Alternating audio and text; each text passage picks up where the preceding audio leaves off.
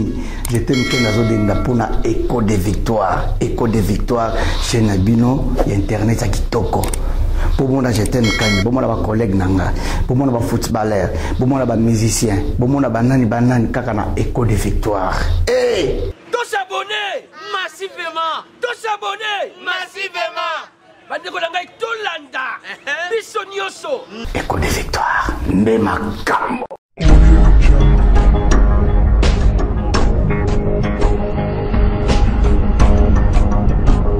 L'écho de Victoire vous présente la récente visite de Sa Majesté Philippe, roi des Belges, et le report de la visite de son éminence, le pape François, en République démocratique. Louis-Marie de Belgique, plus connu sous le nom de Philippe de Belgique, voit les jours le 15 avril 1960 à Bruxelles. Issu de la famille royale belge, il est le 7e roi de Belge. Après ses études primaires en français et en néerlandais, Philippe rejoint l'école royale militaire de Bruxelles en 1978. 2 ans plus tard, il est promu sous-lieutenant et devient officiellement pilote de chasse en 1982. Il quitte ensuite l'armée de l'air pour rejoindre l'armée de terre après avoir suivi une formation à l'école du régiment paracommando. Il abandonne néanmoins sa carrière à l'armée pour étudier les sciences politiques en Irlande puis en Californie. De retour en Belgique, il crée les fonds Prince Philippe afin de rassembler les 3 communautés belges et fait surtout la rencontre de Mathilde du Dequin d'Acose. Le couple se marie le 4 décembre 1999, devenant alors duc et duchesse de Belgique. Suite à son mariage, il devient papa de 4 enfants. Elisabeth en 2001, Gabriel en 2003, Emmanuel en 2005 et Éléonore en 2008. En 2013, des rumeurs annoncent que le roi Albert II devrait abdiquer d'ici l'été. Ces rumeurs se confirment lorsque le roi annonce vouloir quitter ses fonctions. Le prince Philippe de Belgique devient alors officiellement roi de Belge. Le 30 juin 2020, à l'occasion de 60 ans de l'indépendance de la République démocratique du Congo, le roi adresse une lettre au président congolais Félix Tshisekedi, à travers laquelle il exprime ses plus profonds regrets concernant l'époque coloniale. Il s'agit de la première fois que les plus hautes instances politiques belges font un pas vers une reconnaissance des erreurs et atrocités durant cette période. Ce geste est salué par les autorités politiques belges et congolaises. Le 8 juin 2022, le roi Philippe réitère ses plus profonds regrets pour les blessures infligées à l'ex-Congo belge durant la période coloniale lors d'un discours prononcé à Kinshasa sur l'esplanade du Parlement. Lors de ce 2e voyage, le roi s'est rendu au Musée national de la République démocratique du Congo où il aborde la question de la restitution d'objets d'art emportés durant l'époque coloniale, estimés environ 84 000.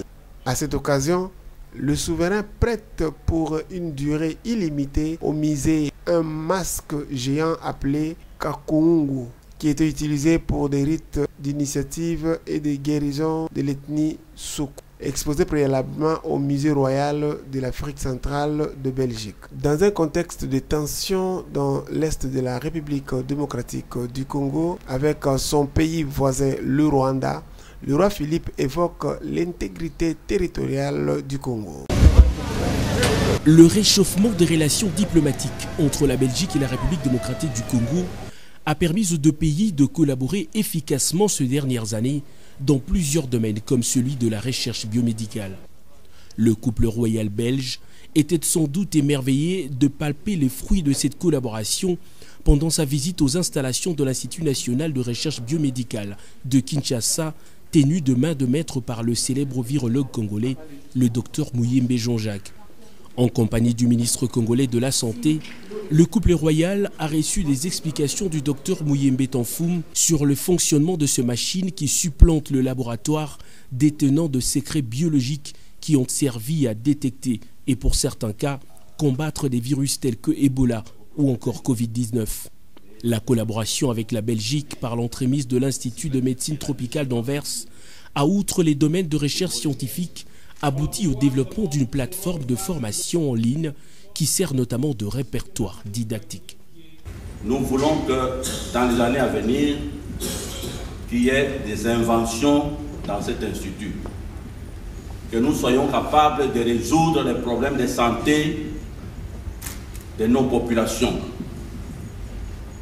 Et en tant que président de l'Académie nationale des sciences, hier, j'ai dit, nous sommes formés, nous comptons beaucoup sur cette collaboration que nous avons entamée avec la Belgique, avec l'IMT Anvers et avec d'autres universités flamandes et francophones en Belgique, pour que cette amitié soit le socle du développement de notre pays et pourquoi pas de la Belgique.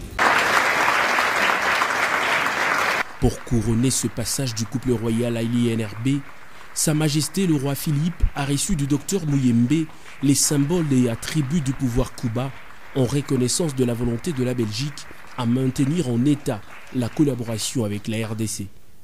Grâce au partenariat belge, le Congo entretient son génie du domaine biomédical au travers de formations et assure sereinement l'après-Muyembe.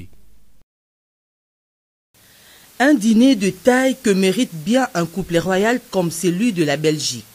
Après une longue journée caractérisée par les visites et les discours à l'esplanade du Palais du Peuple, devant les deux chambres du Parlement, Sa Majesté le roi Philippe de la Belgique et la reine Mathilde ont été conviés dans la soirée à la Cité de l'Union africaine au banquet officiel offert en leur honneur par le couple présidentiel de la République démocratique du Congo.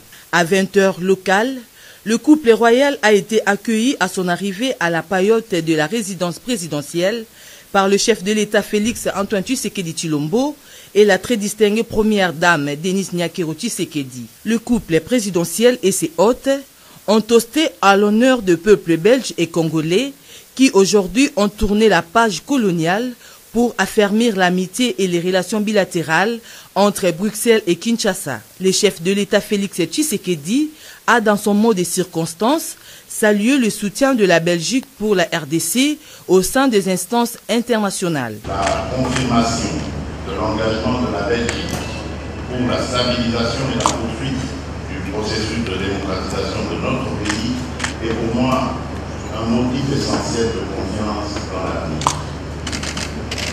La coopération multiforme qui existe entre nos deux pays doit être renforcée au regard des enjeux internationaux actuels qui exigent la conjugaison de nos efforts.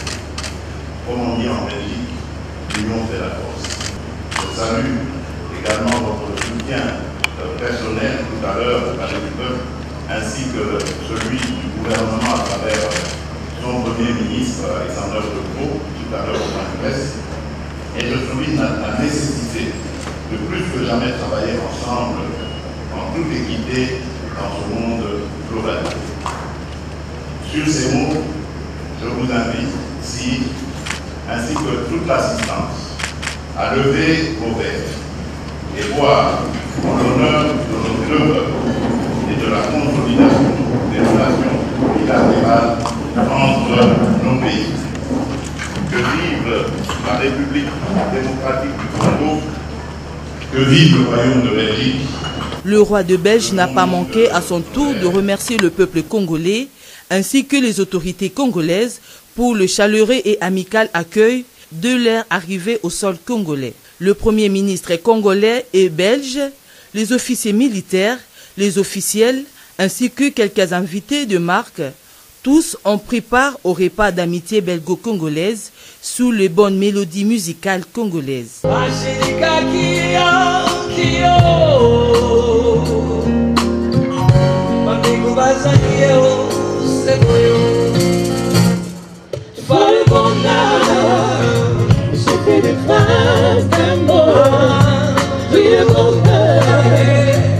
Qui commence bien, finit bien, dit-on. Le couple présidentiel congolais a quitté le lieu après avoir accompagné ses invités.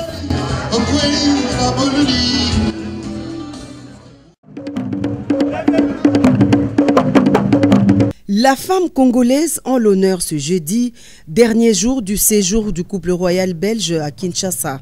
L'Académie des Beaux-Arts, c'est le site choisi pour abriter la table ronde qui a réuni les femmes congolaises représentant les associations féminines et la société civile locale. Au menu, plusieurs thématiques, notamment femmes, paix et sécurité, participation politique des femmes congolaises, lutte contre les violences basées sur le genre et particulièrement les violences sexuelles en zone de conflit ainsi que l'autonomisation de la femme. Des questions majeures qui ont attiré l'attention du couple royal et du chef de l'État Félix-Antoine Tshisekedi Tshilombo. Différentes tables représentant chacune une thématique.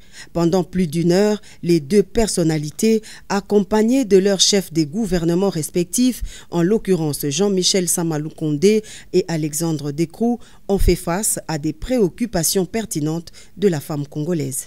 Nous avons exposé la situation des femmes en RDC par rapport à la participation politique et nous avons également donné les défis et les perspectives que nous avions. Nous avons été très bien écoutés par nos interlocuteurs qui nous ont écoutés, qui ont commenté également. Et je crois que c'est quelque chose de très constructif parce que la Belgique et la RDC sont un pays qui ont une histoire commune. Nous pensons que le train est en marche, les femmes ont pris conscience, les femmes sont prêtes. Elles sont même déjà embarquées dans le train. Nous espérons que les hommes, qui sont pour la plupart les chefs des partis politiques, comprendront qu'on ne peut plus rien faire sans les femmes. Après les échanges, le chef de l'État Félix-Antoine Tshisekedi Tshilombo et le couple royal belge ont visité la grande salle de l'atelier de peinture et sculpture de l'Académie des Beaux-Arts de Kinshasa, qui est une émanation de l'école Saint-Luc de Gombe-Matadi, créée en 1943 par un missionnaire belge de la congrégation des frères des écoles chrétiennes. Des échanges, des cadeaux de part et d'autre ont également ponctué le passage du roi Philippe et de la reine Mathilde dans cette grande institution qui compte plus de 1500 étudiants en sciences et techniques artistiques dans toute sa diversité.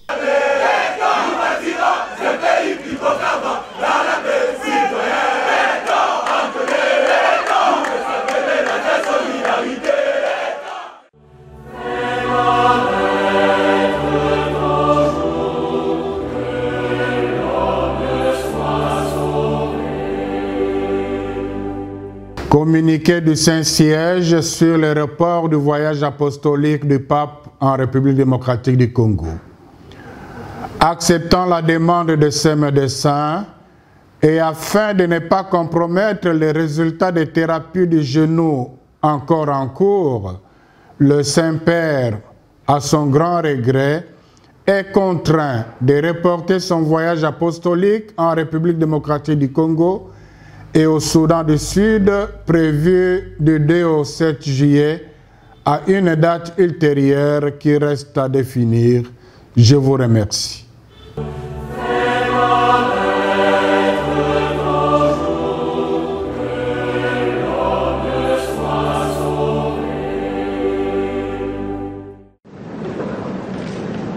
Le pape François, 85 ans, est contraint de reporter son voyage prévu du 2 au 7 juillet en République démocratique du Congo et au Soudan du Sud en raison de ses douleurs au genou.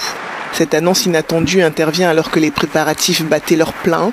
Le Vatican avait même dévoilé le programme détaillé de ce déplacement de 6 jours, au cours duquel le pape devait se rendre à Kinshasa, Goma et Djouba. Souffrant de fortes douleurs au genou droit, le souverain pontife argentin apparaît depuis quelques semaines en fauteuil roulant et a annoncé devoir subir des injections d'anti-inflammatoires à base de corticoïdes. En mai dernier, le pape avait lui-même confié à la presse qu'il n'arrivait plus à marcher depuis quelque temps, après avoir été obligé d'annuler plusieurs rencontres prévues à son agenda. Le souverain pontife souffre aussi de douleurs à la hanche qui le font boiter et a subi en juillet 2021 une opération au côlon. Dans un communiqué, le directeur du service de presse du Saint-Siège a annoncé que le voyage du pape en RDC et au Soudan du Sud était reporté à une date ultérieure qui reste à définir. Début mai,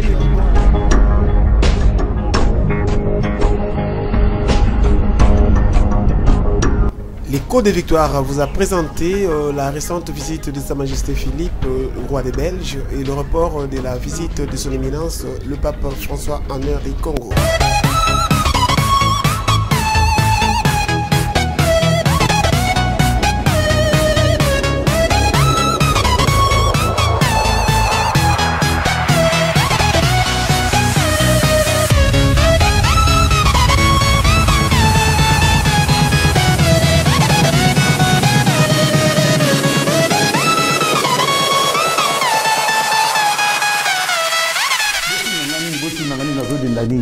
J'étais pour la écho des victoires chez Nabino et Internet à Kitoko. Pour moi, j'étais pour moi, collègue nanga, pour moi, footballeur, pour moi, musicien, pour moi, banani kakana écho des victoires. Hey! Tous s'abonner massivement! Tous s'abonner massivement! Bandeko nanga tout landa! Biso nyoso! Écho des victoires, même